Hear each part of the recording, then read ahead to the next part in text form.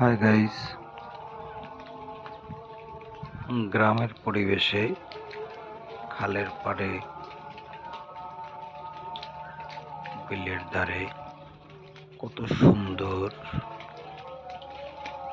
একটা বট গাছ। অনেক জায়গা জুড়ে তার অবস্থান। দেখুন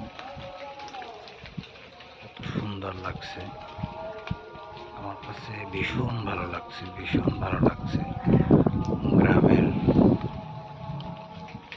প্রাকৃতিক দৃশ্য খুবই অসাধারণ, যেটা দেখার মতো।